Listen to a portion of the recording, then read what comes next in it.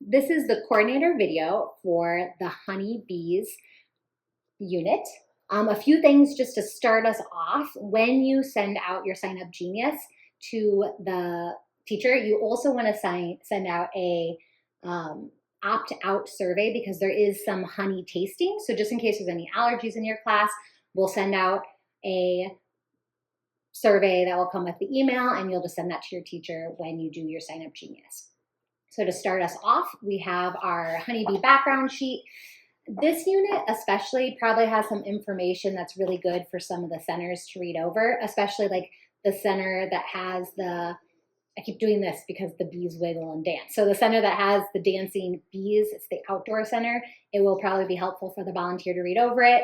For the puppet show, you'll need 5 volunteers unless they want to pair up.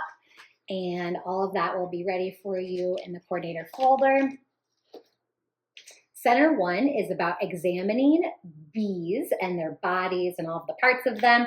The students will have an activity where they're just Velcroing the different parts of the body. They can start off by guessing it if they want, and then there's a key that the volunteer will have to match up to make sure that the kids are correct, and they can talk about all of those. There's some informational sheets that will go in it, and then there's visuals that explain the difference between a queen, a worker, and a drone bee. There's a lot more information about those 3 specific types in the background, so it might be helpful for them to look at that as well.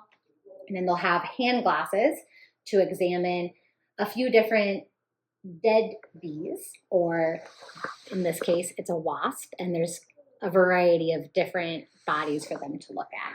They're in a little bit rough shape, so there's a chance we'll have some of them in resin instead, or maybe have new bee bodies, but we might not be able to get those for this year. Just ask them to be careful with those. Center 2 is looking at the life cycle of the worker bee. And again, there will be a bunch of different visuals. There's some examples in resin where they can see different things they do at the different stages. It's a pretty straightforward, simple center, so hopefully the volunteers will have a fun time with that. Center 3 is going to be our outdoor center.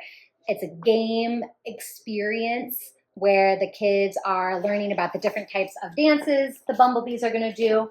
So a wagging dance and a circling dance, and depending on what the bee's body language is doing is going to tell the bees that are in the hive how far the food and pollen is, and the kids are going to do kind of a follow the leader to learn the different types of dances, and then they're going to play a game very similar to hide and seek, but they'll be hiding a ball instead, and they'll be reenacting what the bees do. Center 4, they're going to explore like what is the most efficient way to actually make honeycombs. So they're going to experiment with different shapes to see how many they can fit and what would make sense for bees to use to make sure they're not wasting any of their resources. This is also going to be the honey tasting station. So that's why you'll have to send out that opt-out form. There'll probably be 2 to 3 different honeys. If you notice that the honeys are getting low, or if everything is like super messy and sticky in the crate, please let us know so that we can fix that or send out messages if we need to. Each kid is going to get a cup and a spoon, and just make sure that the person who's leading this one really takes time at the beginning to have them examine the honey, check out the colors, the consistency, kind of pose it all as you are a honey scientist or a connoisseur before they're tasting. So there's more to the actual center than just tasting the honey, but they're looking at the colors and the consistency, smelling it, and figuring out what might be different between all the honeys. Center 5 is probably the most involved center, so if you're able to have 2 volunteers at it, that would be ideal.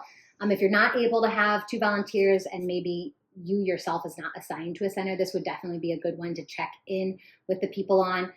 To start it off, they go through a selection of different items that you could find in your house and look at which ones are using things like honey or wax or bee products and categorizing them.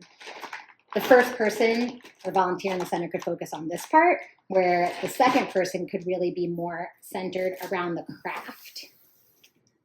For the craft, you want to make sure that this one is close to an outlet because you'll be using a hairdryer potentially. This one, it just takes a little bit more finesse, and the students are going to be making their own candles.